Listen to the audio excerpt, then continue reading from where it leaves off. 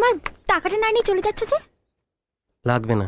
টলিউডের সদ্য প্রয়াত অভিনেতা রাহুল অরুণোদয় বন্দ্যোপাধ্যায় ও অভিনেত্রী প্রিয়াঙ্কা সরকার অভিনীত সুপারহিট সিনেমা চিরদিনই তুমি যে আমার আজও সিনেমা প্রেমী দর্শকদের হৃদয়ে বিশেষ জায়গা করে নিয়েছে। এ সিনেমার হাত ধরেই বড় পর্দায় পা রেখেছিলেন রাহুল প্রিয়াঙ্কা। তাদের জুটিও দর্শকদের দারুণ পছন্দ হয়েছিল। কিন্তু এই সিনেমায় প্রথমে প্রিয়াঙ্কা সরকারের কাজ করার কোনো কথাই ছিল না। কাজ করার কথা ছিল অন্য এক নায়িকার। পরিচালক রাজ চক্রবর্তী চিরদিনই তুমি যে আমার সিনেমার জন্য প্রথমে অভিনেত্রী শুভশ্রী গাঙ্গুলিকে বেছে নিয়েছিলেন, কিন্তু তা আর হয়নি। তাহলে কেন নায়িকা বদল হয়েছিল? সিনেমা মুক্তির পর কোনো এক অনুষ্ঠানে সে কথা জানিয়েছিলেন প্রয়াত নায়ক রাহুল বন্দ্যোপাধ্যায়। তিনি বলেছিলেন, চিরদিনই তুমি যে আমার সিনেমায় প্রিয়াঙ্কা কিন্তু কাস্ট ছিল না।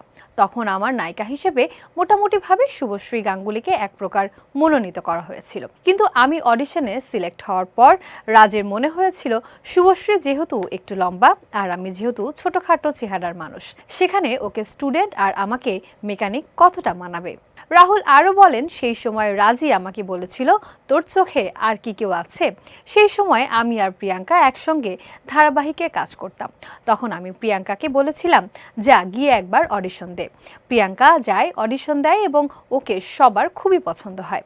চিরদিনই তুমি যে আমার সিনেমা সুপারহিট হয়। এ সিনেমা মুক্তির পর রাহুল প্রিয়াঙ্কার প্রেমের খবর প্রকাশ্যে আসে। তারপর তারা বিয়ে করেন। এরপর ছেলে সহজের জন্ম হয়, কিন্তু মাঝে রাহুল প্রিয়াঙ্কার সম্পর্কে ফাটল দেখা যায়। যদিও পরে ছেলের জন্য আবার এখন তারা, আর তারপরই শুটিং করতে গিয়ে মৃত্যু হয় রাহুলের।